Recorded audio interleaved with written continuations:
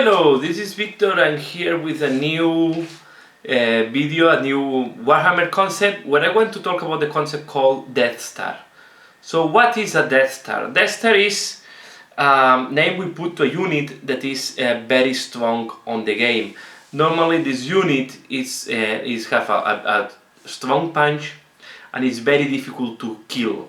So it's a unit that it's really difficult to deal with, because it can deliver a lot of damage to the opponent in shooting or in close combat. Most of the Death Stars are on close combat, although there are some examples on shooting. And on top of that, they are very difficult to kill, so it's a unit that has very little weaknesses. Normally this unit is composed of more than one unit. What I mean here is normally it's a strong elite unit that is supported by characters, that you have characters in to deal with the weaknesses. For example, if you don't have invulnerable save, you can put inside Psykers to give this invulnerable save, or you can find a character that has the equipment to give the invulnerable save. If you need to be fast, you use vehicles, or you can try. So it's a combination of units or elements that you create your army around this unit to be able to deliver the unit to the point that you want. At the same time, this unit will absorb a lot of resources from the army. If you play a points game, will absorb a lot of points from the army. And as I say at the beginning, I'm more familiar with Warhammer 40k, a little bit on Warhammer 8th edition, Fantasy 8th edition. I will say in Age of Sigmar, I don't see the Death Star because you cannot combine units, although you can have synergies between the different abilities of the characters. So let's focus now on Death Stars examples. Today we have as example, for example, there is one that is called the Centurion Death Star or Centurion Star. What that means is a unit, for example, from the Space Marines composed of Centurions, where you put a strong Psyker inside, and most of the times it's Tigurios, that is helping to protect the unit, to move the unit also, because they have a power that allows in the unit to move very fast, well, to teleport from one point into another of the battlefield. So you see, the Centurions have the weaknesses that they don't have invulnerable save, that they don't have good mobility, so you put an element there to compensate that. There are sometimes that because you don't want to invest the resources, we do what we call a small Death Stars. Normally small Death Star is a unit that is strong per se. Centurions can be almost a Death Star alone, a small Death Star alone, because they are very strong, they have a very strong shooting, they have a good armor. On the other side, they also serve quite a good bunch of your resources in terms of points in the Warhammer 40k. We had a big examples also on Warhammer 8th edition, especially with the ogres.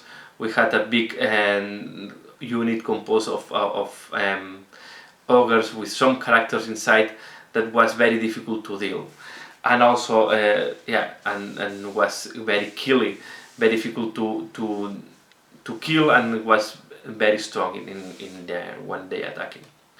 So this is the concept of Death Star. So a unit that is absorbing a lot of resources, but is very strong in offensive and defensive point of view.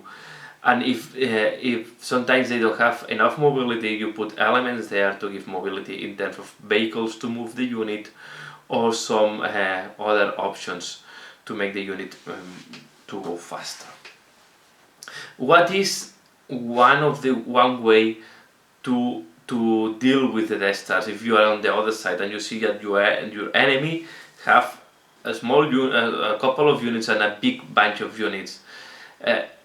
One of the ways is to play for the mission and try to ignore the Death Star.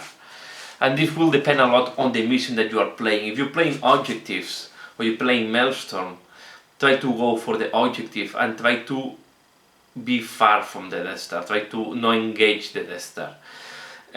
Send to the Death Star some units that you don't need just to entertain this unit, because anything that you will send to the Death Star will kill unless you send another Death Star there, and then it's a question of luck and sometimes a little bit to know what is the strongest Deathstar, what is the one that invests more points on this Deathstar, and what is the one that have the better synergies as well.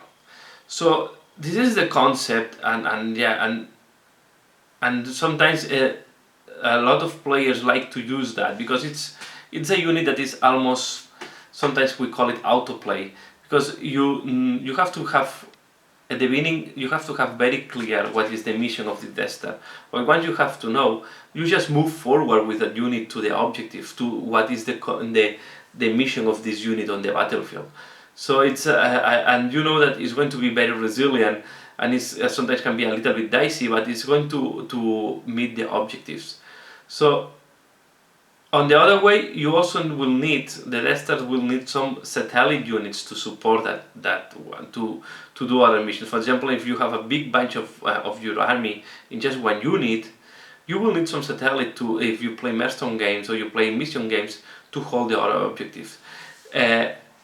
Another way, for example, in 8th edition, how they were fighting Deathstar is try to kill all the other units around that and just kill, win by points by killing the rest of the units, ignoring the Deathstar, or just trying to redirect the Deathstar to a point that is not a problem for you, or to a point that is not going to be fishing on the battlefield and cannot kill your most important units. So if you see, normally the deal with the Deathstars is try to direct, try to move the unit, try to force the movement of the unit to a point that is not causing a lot of damage in your army. If you are the one owning the Deathstar, you have to avoid that. You have to have some units, satellite units, to help this Deathstar to go to the mission, to kill the main objective of your, the main assets of your enemy army.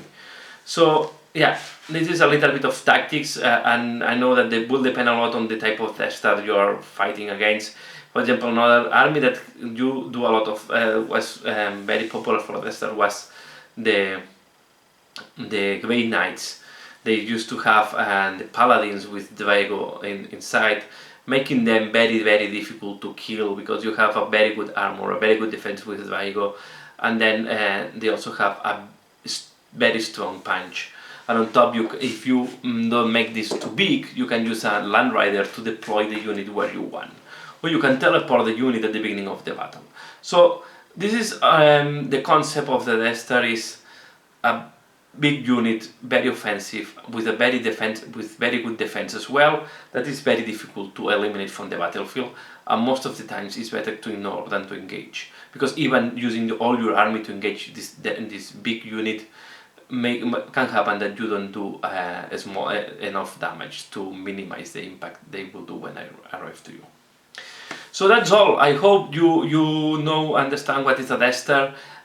This is more, repeat as I did in the first video, these are more series oriented to people starting on, especially on Warhammer 40k and maybe on Fantasy or Age of Sigmar. And sometimes we use these concepts on the forums and on internet, so I hope you have this concept a little bit more clear, what we mean when we say a Deathstar. And yeah, to be fair, sometimes we use names, different names or deviations from Deathstar, for example Centurion Star, Wolf Star, all these type of names. When we put another name on the front and star at the beginning, means that is a variation of the Deathstar. Wolf Star means that is a Deathstar, a special Deathstar from the Space Wolf. Centurion Star is the one that's playing at the beginning, is a Deathstar composed of Centurions from the Space Marines. And you can have Deathstar from other armies and other combinations. These are, I just pinpoint here some of the most famous that we have today on the Warhammer 40k, and one of the popular in Warhammer 8th edition, that was the Ogre Deathstar. And yeah, and that's all. I hope this concept is more clear now. I want to help new people in the Wargaming to understand all these weird concepts that we use and in Wargaming. So that's all. Thanks a lot for watching. Leave your comment below, and see you again later. Bye.